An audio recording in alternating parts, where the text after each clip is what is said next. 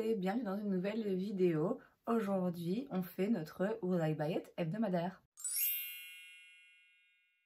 Chaque lundi, donc, je me rends sur différents comptes Instagram pour aller checker les dernières nouveautés, annonces, sorties en termes de make-up, skincare, beauté de manière générale et je vous donne mon avis. On commence comme à chaque fois avec la page Insta de Trendmood. La première chose que je vois ici, c'est une Shimmering Body Oil, autrement dit une huile pour le corps un petit peu scintillante chez Zara. J'avais oublié qu'en effet Zara a ressorti il y a un petit moment quand même déjà maintenant une ligne beauté. Ils avaient sorti, je me rappelle, des fonds de teint, des anti-cernes avec des bouteilles penchées un peu comme ça, un design un peu particulier qui moi perso me frustrait un petit peu.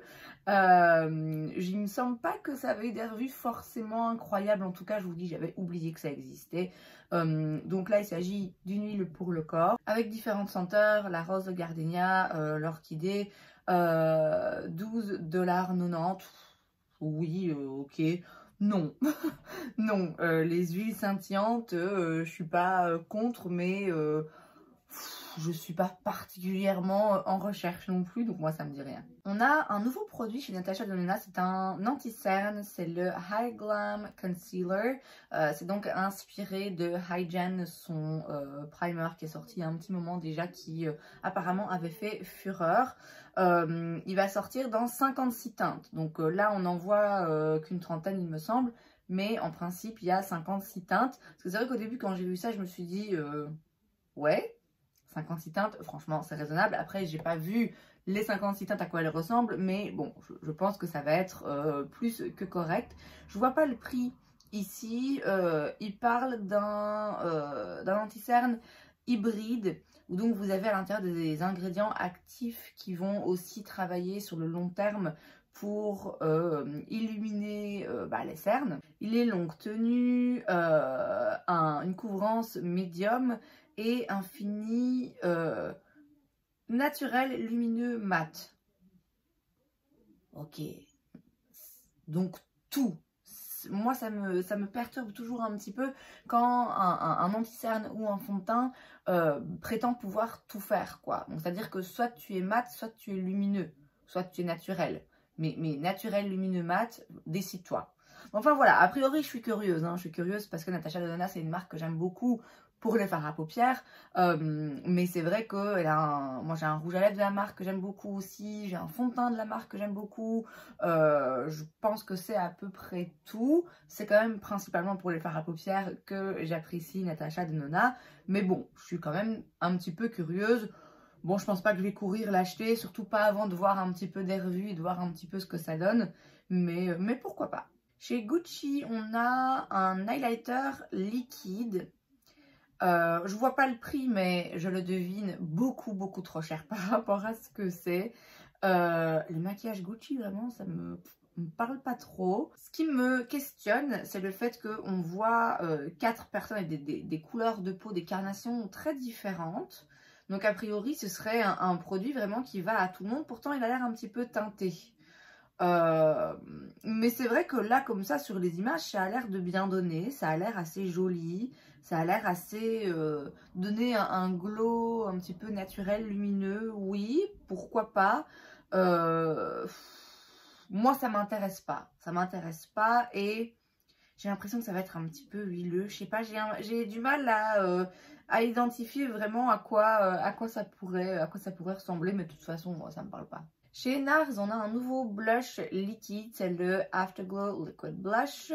Il va exister en 6 couleurs, il coûte 32 $, c'est pas donné, mais bon, voilà, c'est les prix qu'on attend. Il y a, comme à chaque fois, la teinte Orgasme, évidemment. À part cette teinte donc dans laquelle on dirait qu'il y a un petit quelque chose un petit peu lumineux, là, les autres, ils ont l'air de pas avoir de brillant ou de paillettes à l'intérieur. Je dois avouer que les teintes sont sympas. Les teintes sont sympas parce que parfois il y a des marques qui sortent des blushs où ils sortent 10 teintes de blush et il y en a 5 où je me dis ouais, c'est quand même un variant du même blush. Là vraiment on a 6 blushs qui sont différents, 6 blushs qui sont intéressants, 6 blushs qui sont utiles. Donc là je dois avouer que je suis assez fan des teintes. J'aime beaucoup la teinte Brazen qui pour moi serait peut-être un petit peu trop intense, mais j'aime beaucoup les blushs un petit peu orangés comme ça. La teinte Behave, qui est un petit peu plus froide, neutre. La teinte Wanderlust, elle est assez intéressante aussi, parce que pour le coup, c'est un espèce de mauve comme ça qu'on n'a pas forcément toujours l'habitude de voir dans les lancements de blush. La teinte Dolce Vita, bon, elle est moins spéciale, c'est un rosé un petit peu corail. Et puis la teinte Insatiable qui va, ça c'est sûr et certain, être beaucoup trop foncée pour moi, mais qui du coup a toute sa raison d'être pour des carnations justement plus foncées. Donc je dois avouer que je suis assez fan du lancement. En termes des teintes qui sont proposées, je trouve ça vraiment pas mal. Bon, à voir après pour la formulation, voilà, je sais pas ce que ça peut donner. J'ai l'impression que c'est un truc liquide quand même très léger, donc je sais pas si moi, avec le genre de make-up que j'aime faire, ça collerait. Mais les teintes, franchement, je suis fan. On a dans la marque Pleasing. Alors vous savez que d'habitude je couvre pas trop les marques de célébrités parce que ça m'exaspère. Ici en fait ça devient un petit peu marrant je trouve parce que vraiment il y a des gens, on se fout de leur gueule hein. Franchement ceux qui les achètent les trucs là, waouh. Donc on a des vernis, donc c'est la marque de vernis de Harry Styles. Des couleurs, oui ok des jolies couleurs mais clairement vous pouvez les retrouver ailleurs. Mais surtout dans le lancement on a aussi des pulls à capuche. Je ne posez pas de questions, je ne sais pas ce que ça vient faire là, mais voilà, des pulls à capuche. Et si vous voulez en acheter un, ça va vous coûter 110 $. Voilà, voilà, c'est un pull à capuche. Voilà, c'est un pull à capuche. Ça coûte 110 $. Voilà, je trouvais juste ça marrant de le noter que d'une part, je vois même pas ce que ce genre de post fait encore sur une page dédiée au make-up et à la beauté. Ouais, ok, il y a des vernis, mais enfin voilà. Et en plus, ouais, 110 $ le pull à capuche. Bah non merci, hein. Chez Guerlain, on a un nouveau lancement. Alors au début, je regarde le lancement, on a deux quads de fard à paupières. Il n'y a pas les prix, mais ça va coûter cher à crever pour 4 fards à paupières qui, à mon avis, ne seront pas des masses pigmentées. Avec, comme toujours, les petits pinceaux en bout dégueulasses là. Enfin bref, un mascara, oui, bon, ok, un mascara. Des rouges à lèvres nude. Très joli. Je dois avouer que ça change un petit peu au moins. Parce que c'est vrai que Guerlain, moi quand je pense rouge à lèvres Guerlain, je pense aux couleurs rouge et rose que je ne vais pas forcément mettre tous les jours. Là, c'est des très jolis nudes. Vraiment. Mais quand j'ai lu le post dans le détail, c'est là que je me suis dit, mais enfin, vraiment, on se fout de notre gueule. Parce qu'en fait, c'est leur collection d'automne. Mais en fait, nous, en Belgique, on n'est pas encore au printemps. Aujourd'hui, ouais, aujourd'hui, ça va. Mais sinon, je veux dire, là, on est fin avril. Enfin, quand cette vidéo sortira, moi, là, on est le dimanche, mais vous la verrez le lundi, on sera le 1er mai. En Belgique, là où je suis, on n'a pas encore vraiment vu le printemps débarquer. Donc, tu me parles déjà d'automne, calme-toi. Calme-toi. Déjà, mets-moi un petit peu de fleurs, hein, un petit rayon de soleil, un petit peu d'oiseaux qui chantent. Puis après, tu me donnes l'été et après, on peut discuter de l'automne. Mais là, vraiment, c'est trop tôt. C'est trop tôt pour tout le monde, hein, de manière générale. Mais particulièrement par rapport à la météo qu'on a eue. Moi, si tu me parles déjà d'automne, ça va me déprimer, quoi. Moi, il va falloir que j'ai un petit peu de vitamine D avant, hein. Chez Tarte, on a un nouvel anti-cerne, on a un nouveau Shape Tape. C'est quand même le 3e, là. Sortez un autre anti-cerne, les gars. Hein. Je sais que le Shape Tape, c'est votre meilleure vente. C'est une des meilleures ventes d'anti-cerne au monde. Mais bref. Donc, on a le Shape Tape Radiant. Il coûte 31 $. Alors, si je vois bien, c'est 31 $ et vous avez l'éponge avec. Je ne sais pas si c'est une offre ou pas. Bon, c'est le prix du Shape Tape. C'est peut-être un petit peu plus cher, en effet. Je ne sais plus combien il coûte. Ça fait un moment que je ne l'ai pas acheté. Qu'importe. On est sur une couvrance médium, mais qui a un fini, en tout cas une sensation de légèreté. C'est un effet soft focus, donc ça va venir flouter la peau. Et en même temps, ça hydrate, ça donne un effet un petit peu plum, comme ça, un petit peu plus rempli à la peau, pour avoir une peau qui a une apparence plus douce et plus radieuse.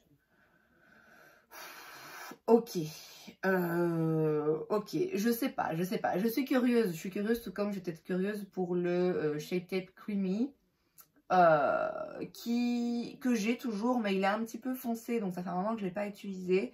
Je sais même plus ce que j'en avais pensé, finalement. Moi, le Shape Tape, c'est mon anti-cerne préféré. Je sais qu'il va vraiment pas convenir à tout le monde, il va pas plaire à tout le monde. Moi, c'est vraiment l'anti-cerne que j'utilise constamment parce que c'est ma valeur sûre et parce que j'aime me maquiller avec des produits haute couvrance, ce qui, encore une fois, n'est pas le cas de tout le monde. Et c'est vrai que le Shape Tape, peut être un petit peu lourd, un petit peu asséchant. Donc là, si on propose une version qui est un petit peu plus légère en termes de couvrance et qui a un fini un petit peu plus radieux, plus naturel, oui, pourquoi pas, pourquoi pas. Je serais curieuse de l'essayer, hein, clairement. Il n'est pas impossible que je l'essaye parce que souvent ils les font aussi un petit peu plus tard en version mini.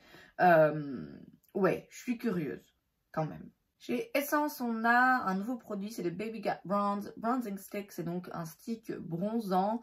Ça coûte 4,99 $, donc c'est rien du tout. Et vous avez 3 teintes. C'est quoi ces teintes? Alors déjà, en fait, c'est compliqué. Je trouve que les swatchs et les images des sticks, c'est quoi ces teintes?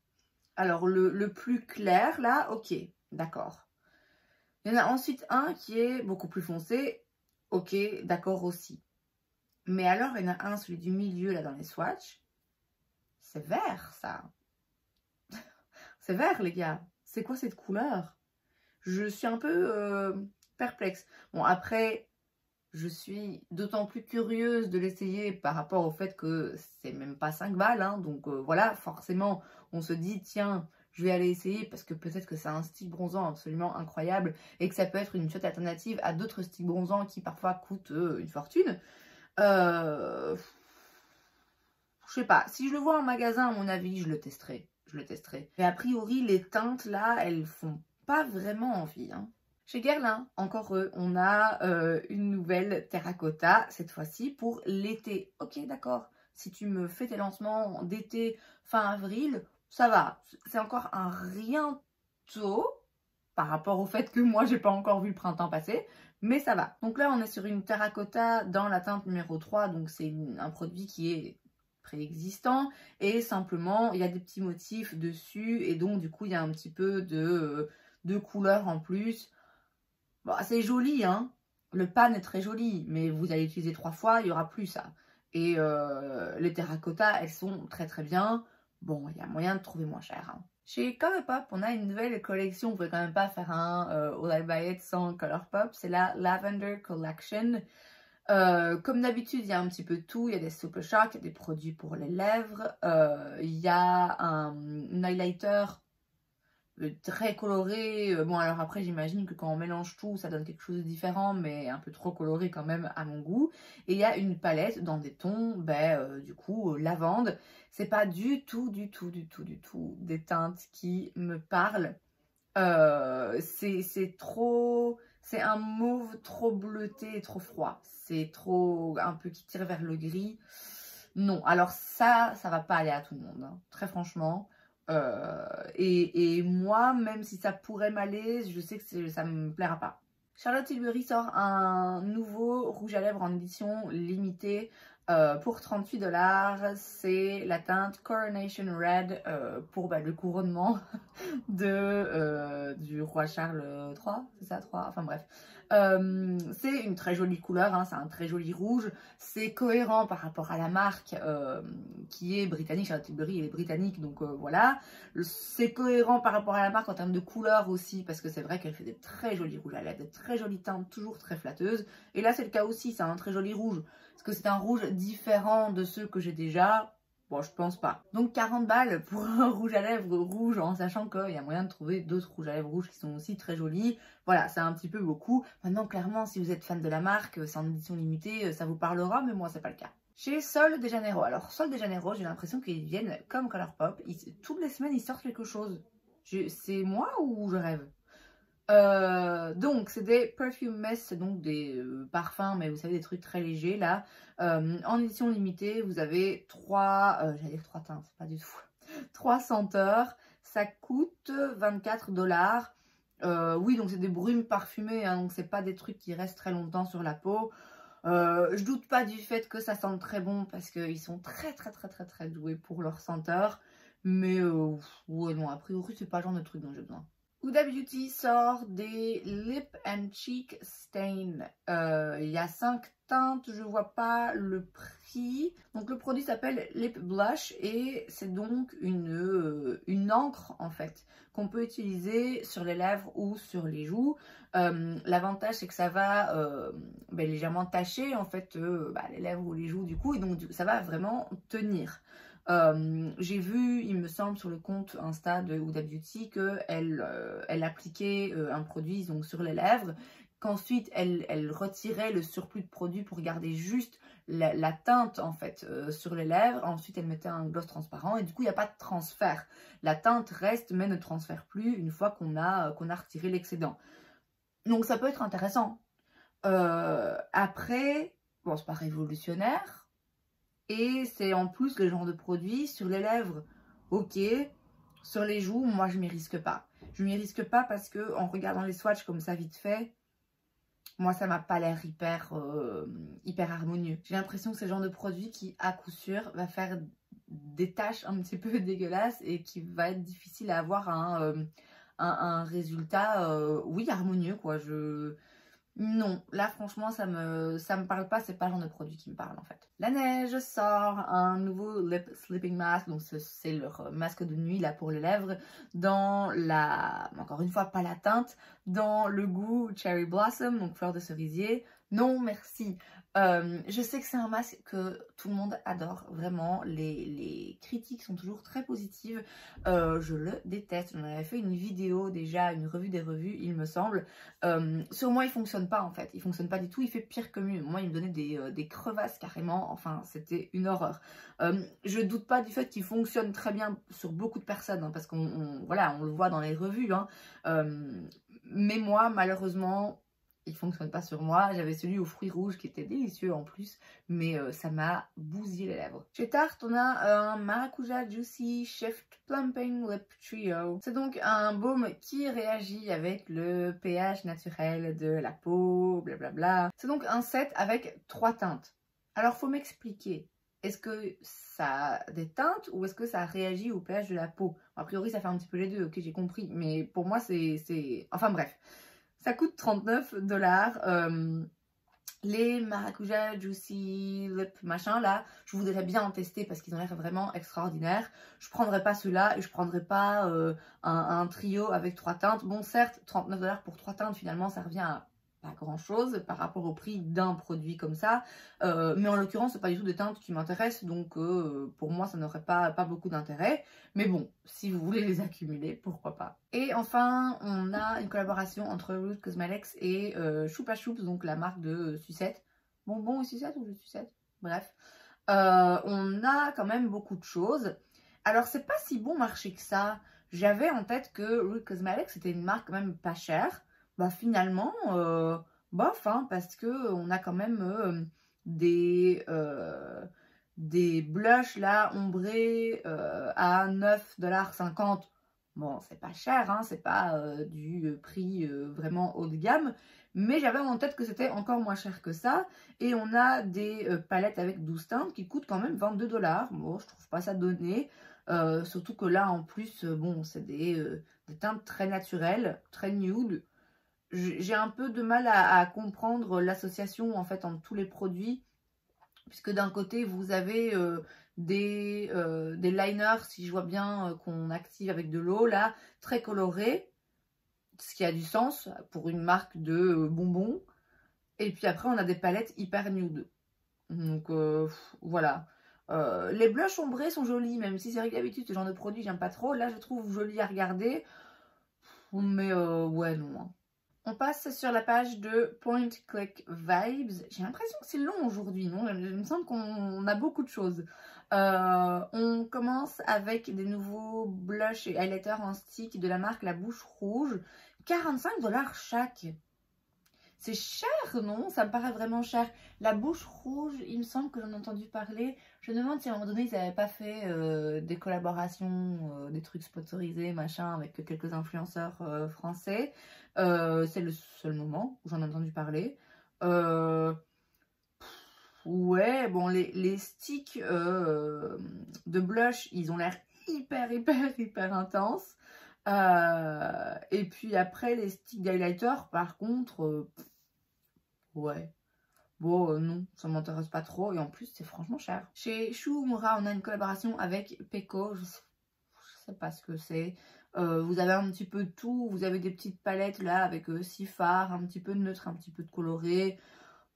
il n'y a rien là vraiment qui me parle. Et en plus, Shu Uemura, j'ai l'impression que c'est quand même une marque un petit peu haut de gamme. Et là, le packaging ne fait pas forcément haut de gamme, je trouve. Mais enfin, voilà, c'est de toute façon pas une marque à laquelle j'ai facilement accès et pas une marque qui m'intéresse de manière générale. On a un nouveau baume à lèvres chez Summer Fridays. C'est un produit qui existe déjà. Il me semble que tous les mois, ils sortent une nouvelle senteur. Là, c'est la cerise. J'ai un masque hydratant Summer Fridays que je trouve vraiment très très bien. Le Jet Lag Mask, il est très connu, très bien réputé. Mais... ouais, non, j'ai pas besoin d'un baume à lèvres, donc a priori, ça m'intéresse pas plus que ça. Mais bon, si vous aimez le produit, il y a un nouveau goût. Chez Clio Makeup, on a des nouveaux produits. On a d'abord un nouveau Cushion Foundation, donc un fond de teint, un coussin. Là, il y a 3 teintes, 21 $. Et il y a aussi 2 palettes où il y a à chaque fois 10 fards et c'est 20 $ chaque palette. C'est une marque coréenne et donc du coup... effectivement, on est sur des trucs très nude, très naturels et on est sur des teintes qui ne vont bien qu'à une carnation de peau, hein, faut se le dire. C'est comme ça que ça fonctionne. Les palettes, c'est vrai que la nude, là, elle a des petits fards lumineux qui ont l'air jolis. Mais franchement, ouais, c'est léger, hein, c'est clairement léger en termes de teinte. On a une collection des nouveaux produits pour l'été chez BH Cosmetics et mon Dieu que je suis déçue. Parce que le packaging a l'air vraiment très très cheap. Alors je suis peut-être pas objective, mais je trouve que quand je vois là les images des produits, je trouve que ça se voit que ça a été racheté par Makeup Revolution. Alors BH, ça a toujours été une marque bon marché et du coup une marque qui ne mise pas tout sur le packaging, clairement. Moi j'ai des palettes de BH, c'est en carton, mais ça reste quand même solide et ça reste un minimum... pas joli, mais ça fait pas cheap, quoi. On n'a pas l'impression que le truc, c'est du plastique qui va se détériorer en 2 temps 3 mouvements. Or là, je trouve que oui. Alors de base, voilà, on s'en fout un peu du packaging. Surtout quand on paye un produit pas cher, il faut pas s'attendre à avoir un packaging de dingue. Mais ouais, pour moi, là, je vois la pâte Makeup Revolution, mais encore une fois, je suis peut-être pas objective, comme je sais que ça a été racheté, bah voilà. Et de toute façon, voilà, encore une fois, ce qui compte, c'est le produit. Si les formulations restent à la hauteur de BH, de ce que j'en connais jusqu'à présent, bon, c'est le principal. Je vois aucun prix ici, j'imagine que ça va rester le prix que c'était jusqu'à maintenant. Ouais, je serais curieuse hein, de tester, mais bon, a priori, là, c'est des produits teints et c'est moins ce qui m'intéresse chez BH. Moi, c'était surtout leur fard à paupières que j'aimais beaucoup, donc c'est ça que j'attends avec impatience, de voir une nouvelle sortie de palette de fard à paupières chez BH, que ça va donner en termes d'harmonie couleur et en termes de qualité. Chez Tarte, ils s'arrêtent jamais non plus, j'ai l'impression. On a des nouveaux goûts dans les Maracuja Juicy Shift, donc c'est des gloss, pareil, hein, qui changent là avec le pH de la peau. Bref, c'est des nouveaux goûts quoi. Voilà, c'est si vous avez envie de manger un gloss avec un goût différent, voilà, c'est pour vous. La marque X Baby Beauty, que je ne connais pas, sort des multichromes, des fards à paupières liquides multichromes, je vais y arriver, qui coûtent 10 $ chaque. Donc franchement, c'est raisonnable, qui ont l'air absolument splendides. Mais comme à chaque fois avec ce genre de produits, j'ai toujours envie de les acheter, j'ai envie de les collectionner, j'ai envie de les swatcher, de les regarder, de les admirer. Concrètement, je ne les porte pas suffisamment. Alors je suis pas contre d'en acheter un histoire de tester, mais je pense que je vais me retenir quand même cette fois-ci. D'autant plus que la marque, je la connais pas, je sais pas où elle est disponible, donc on va passer pour le coup. Glamlight sort une nouvelle collection avec Scooby-Doo, ils en avaient déjà sorti une, donc là c'est une nouvelle collection. Produits pour les lèvres, produits pour les joues, tout ça. Une palette de fard à paupières qui ne me plaît pas du tout. Alors déjà, le fait qu'il y ait des images dans le packaging, moi ça me perturbe, j'arrive pas à lire les couleurs. Les pannes sont très, très espacées.